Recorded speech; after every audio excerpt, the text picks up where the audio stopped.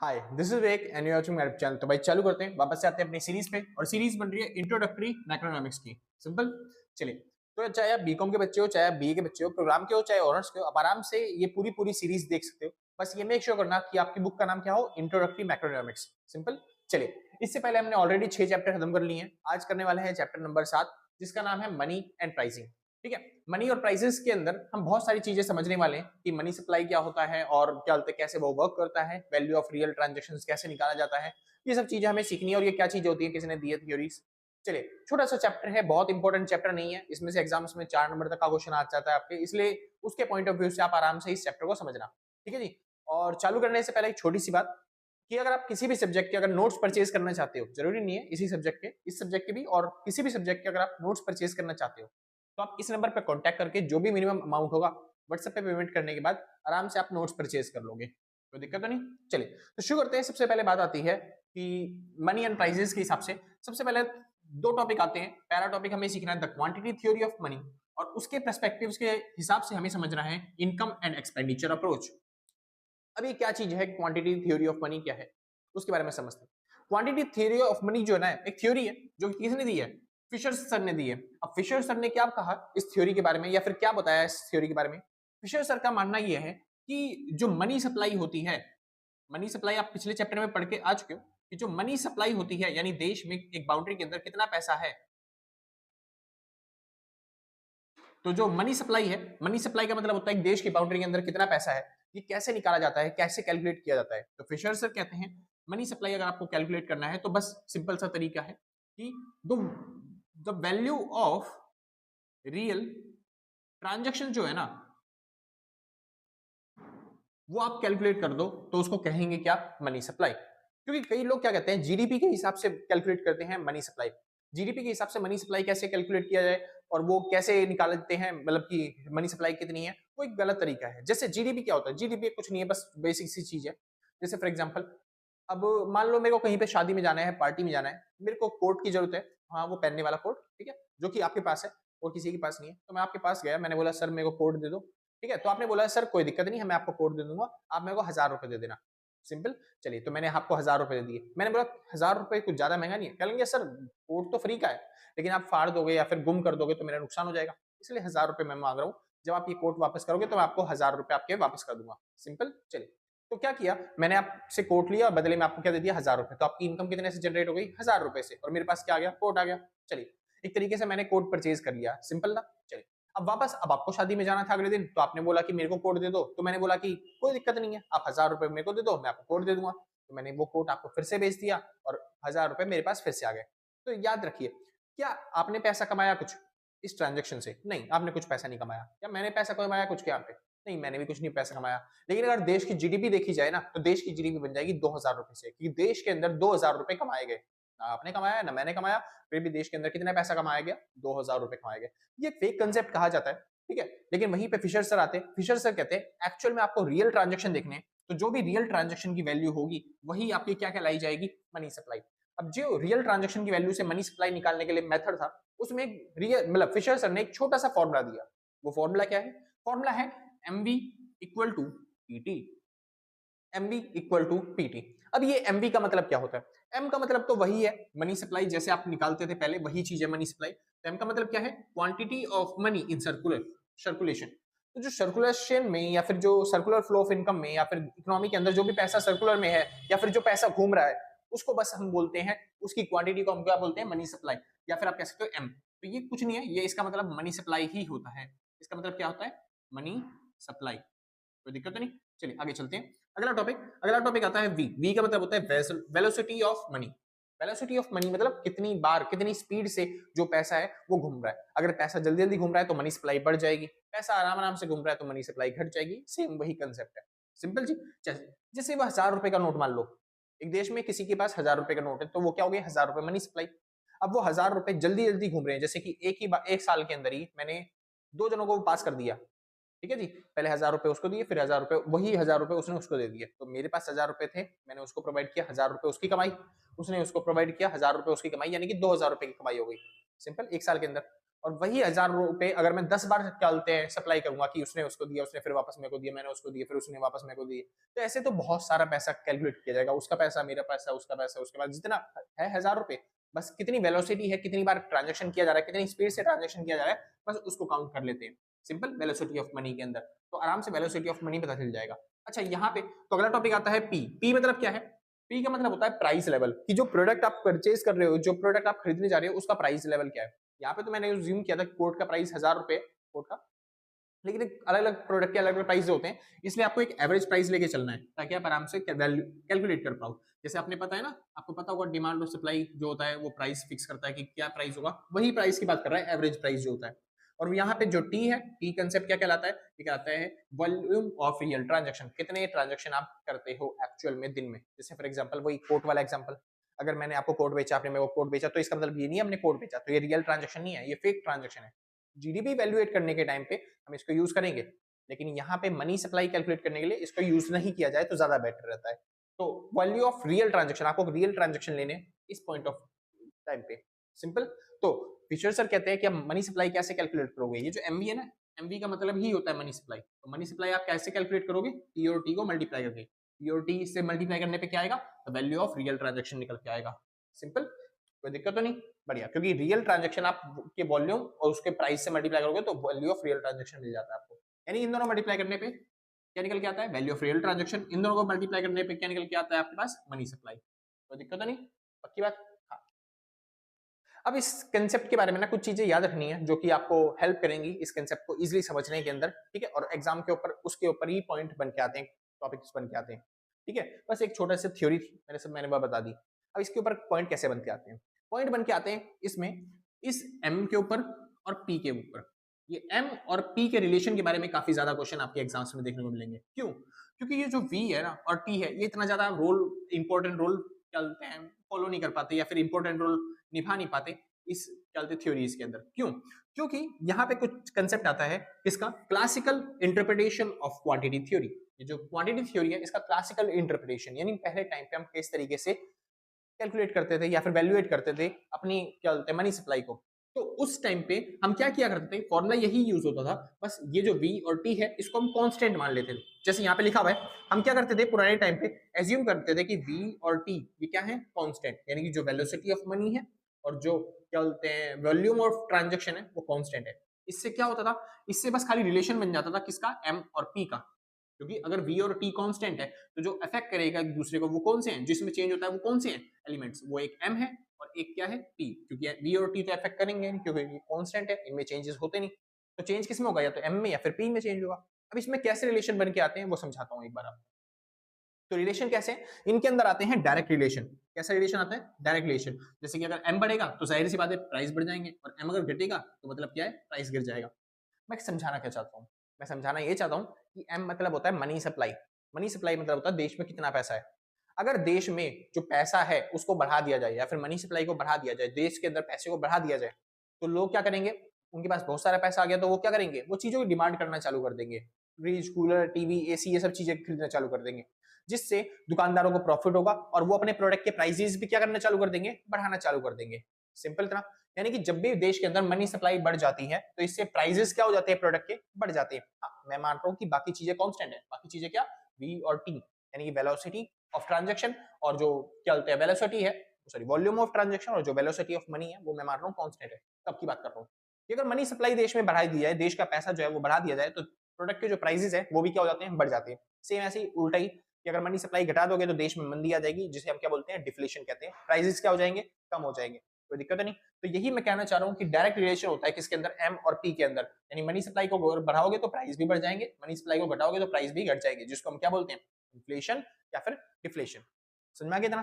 कोई दिक्कत नहीं। ये रिलेशन होता था पुराने टाइम पे जब हम वी और टी को क्या मानते थे? कांस्टेंट मानते थे। लेकिन जाहिर सी बात है दिक्कत क्या है कि हर बार वॉल्यूम ऑफ ट्रांजैक्शन जो है क्या वो फिक्स रहते हैं, कांस्टेंट रहते हैं? हर साल क्या हम एक ही जैसे ट्रांजैक्शन करते हैं? क्या हर साल आप चलते हैं महीने में दो, मतलब एक बार ही या फिर महीने में 2 बार ही नाई की दुकान पे जाते हो बाल कटवाने के लिए? नहीं, कभी कभार ऐसा होता है बीच में शादी आ गई, बर्थडे पार्टी आ गई, तो हमें नया दिखना है, नया स्टाइल चेंज करना है, तो हम कई बार होता है कि क्या बोलते हैं हफ्ते में एक बार चले गए, ठीक है जी। और कई बार ऐसा होता है कि 2-2 3-3 महीने तक जा ही नहीं रहे क्योंकि हमें बाल लंबे करने अपने, है ना जी। तो वॉल्यूम ऑफ ट्रांजेक्शन में ना क्या बोलते हैं डिफरेंस आते हैं, चेंजेस आते हैं। और सेम ऐसे ही जो वेलोसिटी है मनी की उसमें भी चेंजेस आते हैं। जरूरी नहीं है कि हम एक ही बार ट्रांजेक्शन करते हैं, कई बार छोटे छोटे ट्रांजेक्शन हम बहुत बार भी कर देते हैं, है ना जी। तो वेलोसिटी ऑफ मनी जो है वो भी चेंजेस होते हैं। यही मेन क्रिटिसिज्म बनता है इस थ्योरी का। इस थ्योरी का क्रिटिसिज्म क्या है, क्या दिक्कतें हैं इस थ्योरी की? सबसे पहली चीज, इग्नोर करती है क्रेडिट मनी। इस थ्योरी के अंदर जो बैंकों के अंदर रिजर्व पड़ा हुआ है पैसा, सेविंग जैसे एफडी एफडी कर रखी है, उसको इग्नोर किया जाता है। मैंने आपको ये पॉइंट बताया भी था जब हमने मनी सप्लाई पढ़ा था, तो मैंने बताया था उसके अंदर केवल क्या लेते हैं हम, कैश, डिमांड डिपॉजिट और अदर क्या लेते हैं बैंक के या फिर आरबीआई के क्या लेते हैं अदर डिपॉजिट्स, यानी उसके अंदर डिमांड डिपॉजिट लिया जाता है, सेविंग डिपॉजिट या फिर टाइम डिपॉजिट नहीं लेते हम।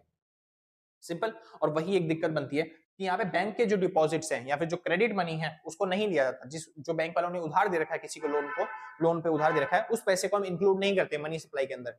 सिंपल है ना। ये एक दिक्कत आती है क्योंकि वो भी तो पैसा जनरेट कर रहा है भाई, उसी को उससे भी तो पैसा मल्टीप्लाई हो रहा है ना, तो वो भी लेना चाहिए, लेकिन यहाँ पे लेते नहीं क्योंकि ये क्रिटिसिज्म में आता है टॉपिक। अगला, एज्यूम फुल एम्प्लॉयमेंट। हम यहाँ पे ये एज्यूम करके चलते हैं कि यहाँ पे क्या है, देश के अंदर इकोनॉमी के अंदर क्या है, फुल एम्प्लॉयमेंट, तभी ये रूल हमारा फॉलो कर पाता है, वरना दिक्कत हो सकती है, प्रॉब्लम बन सकती है। अगला, does not consider interest rate और लिक्विडिटी। हाँ, ये इंपॉर्टेंट टॉपिक है क्या कि यहाँ पे ना इंटरेस्ट रेट और जो लिक्विडिटी है उसको कंसीडर नहीं किया जाता है इस टॉपिक के अंदर।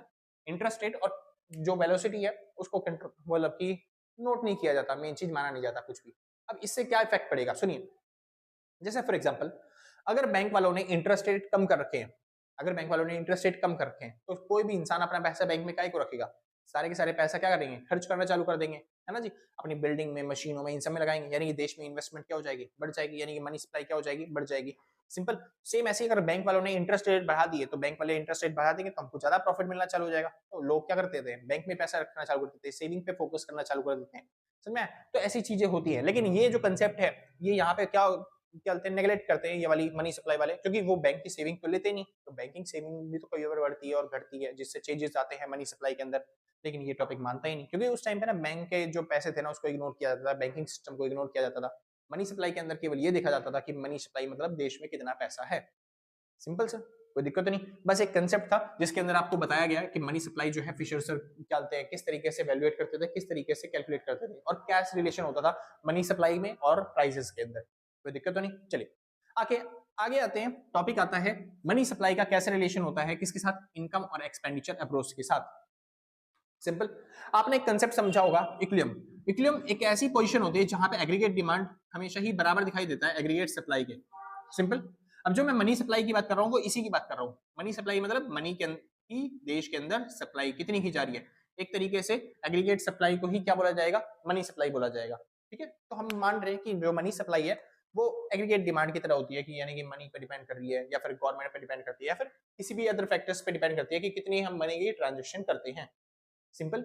लेकिन ये जो इनकम एंड एक्सपेंडिचर अप्रोच है ये कहती है जो मनी सप्लाई है ना सर, वो इनकम पे तो डिपेंड करती है कि देश में कितना सामान आप बेच रहे हो, कितना पैसा आप कमा रहे हो, साथ ही साथ ये एक्सपेंडिचर पे भी डिपेंड करती है। एक्सपेंडिचर मतलब एग्रीगेट डिमांड, कि देश के अंदर डिमांड कितनी हो रही है। अगर लोगों ने कंजम्पशन बढ़ा दिया है तो फिर डिमांड ज्यादा होगी, जिससे क्या बोलते हैं जो देश में पैसा का फ्लो है वो क्या हो जाएगा, बढ़ जाएगा। अब जब पैसे का फ्लो बढ़ेगा तो सप्लाई भी क्या हो जाएगी, मनी सप्लाई वो बढ़ जाएगी, जिससे प्राइसेस भी क्या हो जाएंगे, हाई हो जाएंगे, इन्फ्लेशन हो जाएगा। तो जो इनकम एंड एक्सपेंडिचर अप्रोच कहती है कि यहाँ पे एग्रीगेट डिमांड और एग्रीगेट सप्लाई दोनों को ही आपको क्या बोलते हैं ध्यान में रखते हुए मनी सप्लाई कैलकुलेट करनी चाहिए या फिर वैल्यूएट करनी चाहिए। जैसे देखिए क्या रहा है, चेंज इन एम, एम में चेंज होने से does not leads to change in P. हर बार ये नहीं होता कि पी जो है, प्राइस जो है वो चेंज होगी। जैसे मैंने अभी क्या बताया, मैंने माना था कि वेलोसिटी और क्या बोलते हैं, हाँ, वेलोसिटी और जो टी था, टी मतलब क्या होता है रियल ट्रांजेक्शन के जो टाइम होती है या फिर क्या बोलते हैं उसे वॉल्यूम। वेलोसिटी और जो वॉल्यूम है वो दोनों कांस्टेंट रहने चाहिए, बस खाली मनी सप्लाई बढ़ेगी तो प्राइसेस भी क्या हो जाएंगे, बढ़ जाएंगे। ये हमने समझा था अभी तक। लेकिन हर बार ऐसा नहीं होता कि एम और पी जो है वो क्या रहे, हमेशा क्या बोलते हैं एक जैसे रहे, या फिर एम के चेंज होने से ही प्राइसेस में चेंजेस आए। क्यों? क्योंकि हर बार वेलोसिटी और ये सेम तो होते नहीं है। तो वही वो बात कहने जा रहा है कि यहाँ पे वेलोसिटी और ट्रांजेक्शन की जो रियल ट्रांजेक्शन की जो वॉल्यूम है वो हर बार चेंज नहीं होती, वो डिफरेंट होती है, चेंज होती रहती है। इसी वजह से जरूरी नहीं है कि मनी सप्लाई अगर बढ़ेगी तो प्राइसेस बढ़ेंगे। कई बार देखा गया है कि मनी सप्लाई बढ़ रही है लेकिन प्राइसेस पे कोई इफेक्ट नहीं पड़ रहा। जैसे कि समझाता हूँ, ideal cash balance absorbs the extra amount. जैसे मान लो देश में गवर्नमेंट चाहती है कि देश में ना थोड़ी सी मंदी आ जाए, देश में महंगाई बहुत ज्यादा हो चुकी है, प्राइसेस बहुत ज्यादा बढ़ चुके हैं, तो गवर्नमेंट प्राइसेस कंट्रोल करना चाहती है, कम करना चाहती है चीजों के। तो गवर्नमेंट ने क्या किया, गवर्नमेंट ने सोचा क्यों ना एक काम करते हैं, लोगों से सारा मनी सप्लाई जो है ना वो खींचना चालू कर देते हैं, लोगों से पैसा ले लेंगे तो देश लोगों के पास पैसा रहेगा नहीं, प्राइसेस क्या हो जाएंगे, कम हो जाएंगे। या फिर उल्टा, गवर्नमेंट अगर चाहती है कि प्राइसेस को बढ़ाना, कि प्राइसेस क्या हो जाए, बढ़ जाए, देश में मंदी आ रखी है, तो गवर्नमेंट क्या चाहती है, उनको पैसे प्रोवाइड करना, जिससे मनी सप्लाई बढ़ जाएगी और प्राइसेस क्या हो जाएंगे, वापस से बढ़ जाएंगे। तो गवर्नमेंट ने उनको पैसा दिया कि आप जाओ और खर्चा करो, गवर्नमेंट ने पैसा इशू कर दिया मार्केट के अंदर, सिंपल से। तो मनी सप्लाई जिससे बढ़ गई। अब मनी सप्लाई तो बढ़ गई, लेकिन इससे प्राइसेस नहीं बढ़े, क्यों? क्योंकि गवर्नमेंट को लगा कि मैं मनी सप्लाई यानी पैसा लोगों को दूंगी तो वो खर्च करेंगे, जिससे प्रोडक्ट के प्राइसेस बढ़ जाएंगे, है ना जी। लेकिन गवर्नमेंट के पैसा देने के बाद लोगों ने क्या किया, उस पैसे को सेव करना चालू कर दिया, जमा कर लिया, इकट्ठा कर लिया। और हमने सुना है सेविंग करना क्या होती है, बुरी बात होती है। इससे क्या प्राइस पे कोई इफेक्ट पड़ेगा? नहीं जी, इससे प्राइस इफेक्ट नहीं पड़ेंगे, यानी कि प्राइस वही कांस्टेंट के कांस्टेंट बने रहेंगे। तो हर बार ये जरूरी नहीं है कि जो मनी सप्लाई है उसको बढ़ाया जाए तो प्राइसेस में भी चेंज आएगा। क्यों? क्योंकि हमारे पास एक आइडियल कैश बैलेंस लोग अपने घर में रखते हैं, जो कि जो भी एक्स्ट्रा अमाउंट होती है ना उसको एब्जॉर्ब कर लेती है, सिंपल से। तो इस वजह से हर बार मनी के चेंजेस आने से प्राइसेस में चेंजेस नहीं होते। सेम ऐसे ही अगला topic, aggregate demand affects output not just price. जो एग्रीगेट डिमांड है, एडी जो है, वो केवल प्राइस से इफेक्ट नहीं होता, वो बहुत अदर फैक्टर से भी मतलब कि इफेक्ट होता है। या फिर आप कह सकते हो कि जो प्राइस है वो केवल क्या बोलते हैं, एग्रीगेट डिमांड से ही इफेक्ट नहीं होते, अदर फैक्टर से भी इफेक्ट होते हैं, जैसे कि कंजम्पशन हो गया, जैसे कि इन्वेस्टमेंट हो गया, समझे, इन सब चीजों से।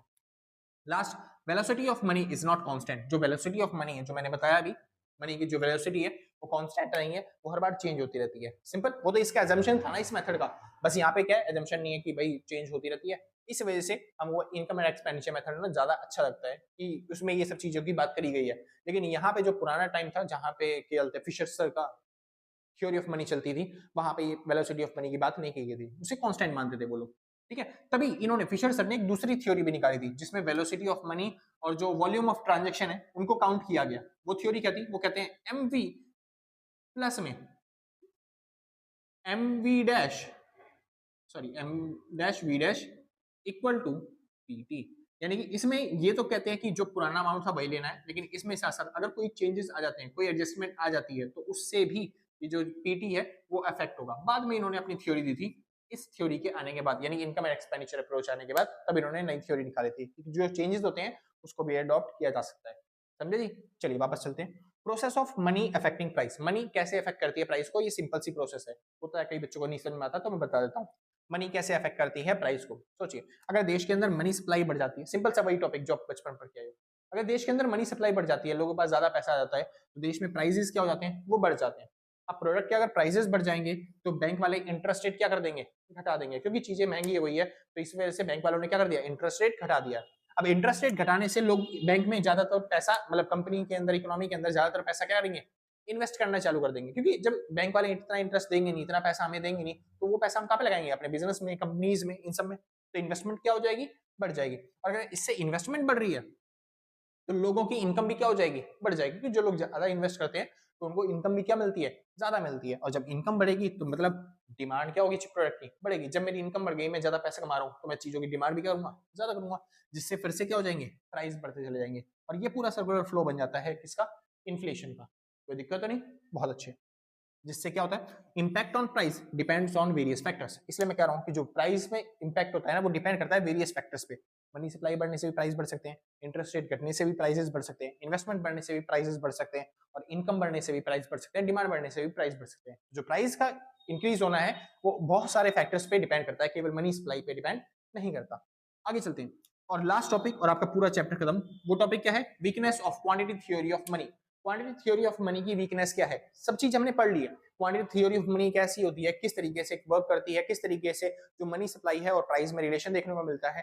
फिर फिशर सर ने बाद में क्या थ्योरी करी, मतलब क्या चेंजेस करे थे उस थ्योरी के अंदर, कैसे कौन सी चीजें कांस्टेंट होती हैं, और बाद में उसको चेंज किया गया, और हमने देखा कि किस तरीके से हमने चेंजेस करके उसको नया थ्योरी, नया फॉर्मूले का नाम दिया, ठीक है जी। उसके बाद हमने कुछ क्रिटिसिज्म पढ़ी कि क्या दिक्कतें थी उस थ्योरी के अंदर उस टाइम पे, ठीक है। चलिए आगे चलते हैं। अब टॉपिक आता है weakness of quantity theory of money. Quantity theory of money के अंदर क्या वीकनेस है उसके बारे में बात करी गई है। क्वांटिटी थ्योरी ऑफ मनी जो है वो मान के चलती है कि एम, वी और टी, ये तीनों चीजें क्या होती हैं, इंडिपेंडेंट होती हैं, यानी अपने ऊपर डिपेंड होती है, किसी के ऊपर डिपेंड नहीं है। ये मान के चलती है जो प्राइस होते हैं ना वो अफेक्ट होते हैं किससे, टी से, वी से और एम से, और ये तीनों क्या है, इंडिपेंडेंट। लेकिन ऐसा नहीं है, ये तीनों भी एक दूसरे के ऊपर डिपेंड होते हैं। जैसे अगर मनी, मनी जो एम क्या बोलते हैं, एम मतलब क्या होता है, मनी, जितनी भी मनी हमारे देश के अंदर घूम रही है, मनी सप्लाई जिसे बोलते हैं, तो अगर मनी सप्लाई जो होगी हमारे देश में कम होगी तो उसकी वेलोसिटी क्या होगी, वो ज्यादा देखने को मिलती है, क्योंकि जो अगर अमाउंट कम होता है तो वही पैसा जो होता है वो बार बार घूमता है, इसलिए वेलोसिटी बढ़ जाती है अगर मनी सप्लाई कम होती है, क्योंकि एक दूसरे के ऊपर डिपेंड है ये चीजें, ठीक है। लेकिन यहाँ पे क्या माना जाता है इस थ्योरी के अंदर कि ये इंडिपेंडेंट है, अपने ऊपर डिपेंड होते हैं, किसी के ऊपर डिपेंड नहीं होते, ठीक है जी। दूसरी चीज ये अज्यूम किया जाता है कि ओनली मीडियम ऑफ जो एक्सचेंज है वही फंक्शन यूज किया जा रहा है मनी का।